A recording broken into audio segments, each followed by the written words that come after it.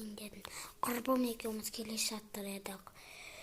Сосын бір күні келе жатырған кезде айтып жатырады, алдымыздан ит шықса екен деп айтты. Сосын айттым, не шықты екен, мен айттым, ит шықса екен деп айтып жатыр еді. Мен айттым, сен кеше ғана қорықтың ғой, иттен деп айтып едім. Бұл айтады, мен уже қорықпаймын дейді.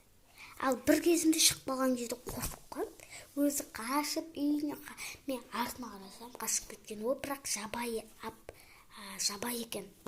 Сосын артыма қарап қалсам, мен құрбым деп отырған кезде ол қашып кеткен үйіне.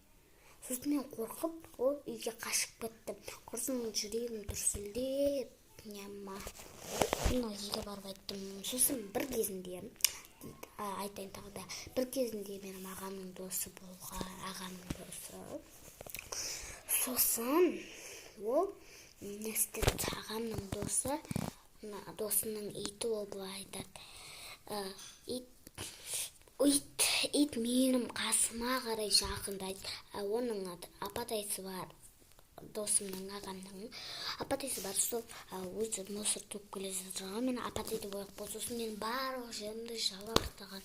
Мен аяғымды жала, бетімді жалайып жатырған кезде мен қашып кеттім сүйкімді, бірақ оны ағасы, ату ағамның досы. Сосын оның мойнында анандай не бар ғой, тағатын резинка ма, соны тартып мойнынан тартты ғой. Соны аяп кеттім да.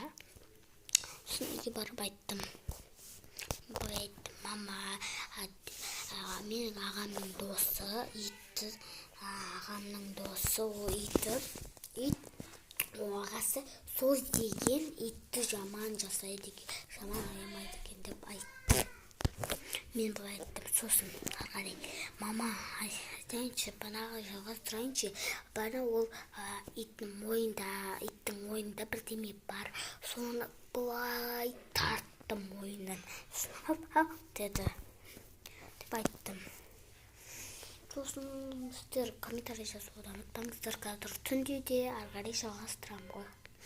Қазір жалғастырамын. Мен себебі қазір ұйықтайды. Мен айтам ұйықтамаймын. Мен тұрдам. Мен ұйықтамаймын. Жалғастыра берем ғой. Сағат 4-те уже кетіп.